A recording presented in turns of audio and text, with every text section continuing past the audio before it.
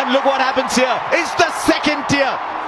The first tier was saying we've got all the sixes to Trevor. ஐயோ நான் இனிமே cricket விளையாடவே வரமாட்டேன்டா, எனக்கு ஐபிஎல்லே வேணாம்டா, நான் இனிமே கிரிக்கெட் பக்கமே வரமாட்டேனான்ட்டு கத்தி கதற அளவுக்கு பாத்தீங்கன்னா சும்மா முட்டுச்சந்தில கொண்டு போய் சும்மா அடிச்சு கதற விடுற மாதிரிக்கு ஹைதராபாத் சன்ரைசர்ஸ் ஹைதராபாத் அணி பாத்தீங்கன்னா லக்னோ அணியை வந்து சும்மா கிளின்னு கிழிச்சு சும்மா பிரிச்சு மேஞ்சிட்டானுகளுங்க.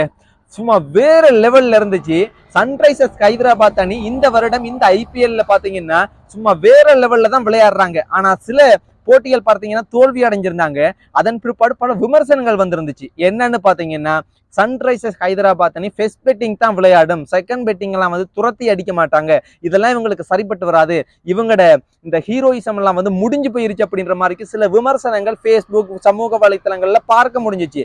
ஆனா நேற்றைய போட்டியில பாத்தீங்கன்னா இது எல்லாத்துக்குமே சேர்த்து பதிலடி கொடுத்துட்டாங்க. என்னன்னு பாத்தீங்கன்னா 9.4 ஓவர்ல 166 ரன்களை பாத்தீங்கன்னா சும்மா துரத்தி வெறும் நெருப்புத்தனமாக வந்து லக்னோ அணியை மட்டுமில்ல ஐபிஎல்ல இருக்கிற எல்லா அணியையும் பாத்தீங்கன்னா சும்மா மிரட்டி விட்டுறானுங்க.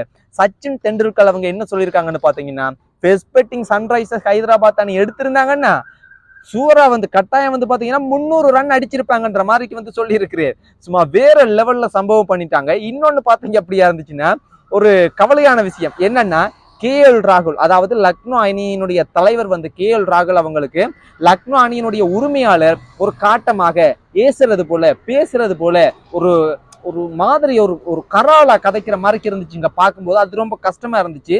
KL ராகுலால என்னதான் செய்ய முடியும்? அபிஷேக் சர்மா ஹெட், அதாவது டிராவிஸ் ஹெட் அவங்க சேர்ந்து சும்மா வேற லெவல்ல விளையாடி இருந்தாங்க.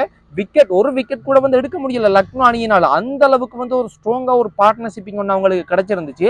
அதோட இன்னொரு சந்தோஷமான விஷயம் என்னன்னு பாத்தீங்கன்னா நேற்றைய போட்டியில சன்ரைசர்ஸ் ஹைதராபாத் அணியில பாத்தீங்கன்னா நமது ஈழத்து பையன், நமது யாழ்ப்பாணத்தை சேர்ந்த விஜயகாந்த் வியாஸ்காந்த் அவங்க பாத்தீங்கன்னா விளையாண்டு இருந்தாங்க. விக்கெட் எதுவும் எடுக்கலனால சிறப்பா விளையாடி இருந்தாங்க. ஒரு பெரிய டென்ஷனோ ஐபிஎல்ல முதலாவது போட்டி அப்படின்றனால ஒரு பெரிய டென்ஷனோ பதட்டனமோ அப்படியெல்லாம் இல்லாம ஒரு எக்ஸ்பீரியன்ஸான ஒரு கிரிக்கெட் பிளேயர் மாதிரிக்கு பாத்தீங்க அப்படியா இருந்துச்சுன்னா வந்து போலிங் பண்ணியிருப்பாங்க. அதுவும் குறைந்த ரன்களை தான் கொடுத்திருப்பாங்க.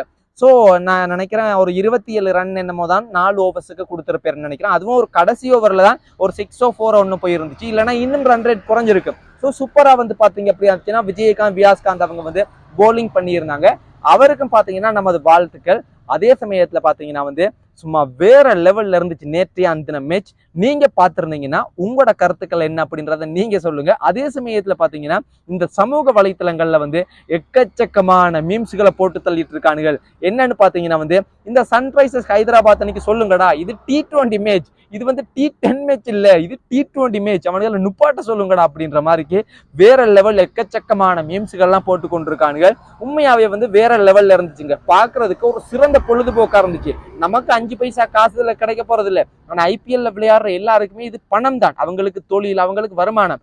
ஆனா எங்களுக்கு இது ஒரு பொழுதுபோக்கா இருந்தாலும் ஒரு சிறந்த வேற லெவல்ல ஒரு பொழுதுபோக்கா நேற்றைய தினம் இருந்துச்சுங்க. நான் படுத்திருந்துதான் பார்த்தேன்னா எழும்பி உட்கார்ந்து பாக்குற அளவுக்கு அந்த அளவுக்கு இன்ட்ரெஸ்டா இருந்துச்சு. ஸோ உங்களுக்கு எப்படி இருந்துச்சு அப்படின்றத நீங்க சொல்லுங்க. வேற லெவல்ல இருந்துச்சுங்க உண்மையாவே.